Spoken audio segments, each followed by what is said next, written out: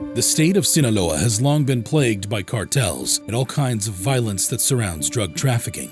Whether it be shootouts between rival cartels or between cartels and law enforcement, Sinaloa has seen it all. Being home to Mexico's largest and strongest cartel, Cartel de Sinaloa, the state of Sinaloa and its residents are no strangers to brutality and unrest, because these senseless acts of violence occur here more often than in many parts of the world.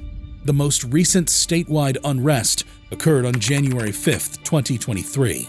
Explosions and gunshots rang throughout the state, effectively throwing all of Sinaloa into chaos. Major roads, schools, offices, and airports were all shut down as the military focused heavy fire on one house with one goal: to arrest Ovidio Guzmán-López. Ovidio Guzmán-López is one of the sons of the infamous drug lord Joaquin Guzmán, popularly known as El Chapo.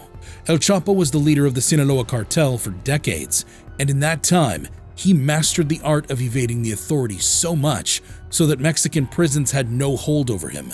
After he wiggled his way out of prison one too many times, the authorities extradited Chapo to the United States, where he is currently serving time in a supermax prison. Now that I've brushed you up to speed on just who his father is, it shouldn't be surprising that a man like El Chapo would raise a son who would follow in his footsteps.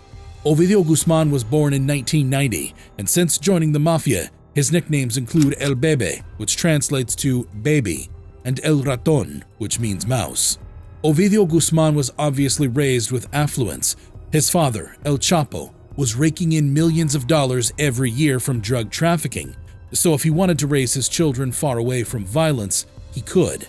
But instead, the drug kingpin made sure that Ovidio was properly grounded in the Sinaloa cartel and its activities. Surrounded by cartel members who were more than willing to show him the ropes, Ovidio grew up knowing the nitty-gritty of his father's criminal organization, and by the time he turned 18, he had become a full member of the Sinaloa cartel. El Chapo has two other sons, Joaquin and Jesus, from his first wife Alejandrina Hernandez, and the two also became part of the cartel as teenagers.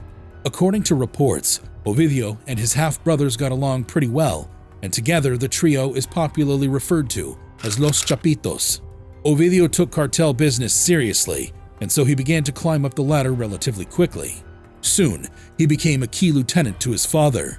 He built a strong reputation for himself so much that in 2012, the U.S. Treasury's Office of Foreign Assets Control confirmed that he was a powerful figure in the Sinaloa cartel. After his father's arrest in 2016, Ovidio and his brothers took on more serious roles in the cartel and kept it running as it normally would when their father was the leader. From the looks of things, El Chapo did a good job in properly preparing his sons for the event of his arrest, and they learned well from him. In 2019, the Associated Press released a report that suggests that El Chapo's sons are now the official leaders of the Sinaloa cartel. Being the son of the notorious and feared El Chapo comes with its perks, especially in the criminal underworld. Ovidio became very powerful in record time, riding on the fact that El Chapo is his father. He accessed his father's resources, vast network, connections, and influence, and then used them to his advantage. Thanks to his success, Ovidio became internationally recognized in the world of organized crime. Through it all, the Sinaloa cartel made sure to keep a protective arm over Ovidio, and they made sure his criminal activities were well hidden, but law enforcement agents worked hard to build a case against him. After the authorities were able to pull together information and intel, El Chapo's two sons were indicted by a grand jury in 2017. Ovidio and his brother Joaquin were indicted on drug trafficking-related charges. Somehow, the indictment was sealed and remained that way until December 2018, when it was unsealed for the sole purpose of extradition proceedings. In 2019, Judge Rudolph Contreras fully unsealed the indictment. According to some reports, the United States Department has been trying to extradite Ovidio for several years, and in December 2021, they offered a $5 million reward for any information that would lead to his arrest or conviction. They also offered the same reward for Ovidio's brothers, making it clear for all to see that they were making an effort to bring down Los Chapitos. According to the U.S. State Department, Ovidio is behind the rise in production of methamphetamine. He set up labs in Sinaloa that produce up to 5,000 pounds of drugs every month. Ovidio Guzmán stands to face charges for conspiring to traffic cocaine, methamphetamine, and marijuana in the United States. October 17, 2019 started as one of those regular violence-filled days in Sinaloa. Members of the National Guard arrested Ovidio Guzmán, but the events of the day took a spiraling turn that left many in shock. As soon as the arrest was made, cartel members waged a heavy gun battle against the authorities. The situation was aggravated when over 700 heavily armed gunmen reportedly took to the streets and threatened to rain bullets on civilians and uniformed men alike. They also threatened to carry out an attack on the apartment complex occupied by local military personnel and their families. Ovidio Guzmán-López definitely means a lot to the Sinaloa cartel, so much that they mobilized a well-trained army of gunmen who were willing to kill the masses and even die if it meant getting their leader back. In a matter of hours, the threats got worse and put pressure on the authorities. It didn't take long for the president to support the decision to let Ovidio walk free. Immediately, the decision was made to free Ovidio. The chaos ceased, at least for the time being. The government had let him go, but they had to pay for even making an attempt to arrest Ovidio. The next month, a police officer who was allegedly involved in the arrest was murdered. It appeared that the Sinaloa cartel had made their move, and they had won against the government. Behind the scenes, the Mexican government doubled its efforts to apprehend Ovidio Guzmán. In May 2020, the head of Mexico's Financial Intelligence Unit, Santiago Nieto, announced that they had frozen assets belonging to Ovidio, and that of 330 people who were associated with the cartel. Other criminals might have viewed the freezing of their assets as the end of the road, but Ovidio didn't seem to have noticed it at all. He carried on with his life and kept on raising his father's legacy high, but his end was coming no matter how much he tried to evade it.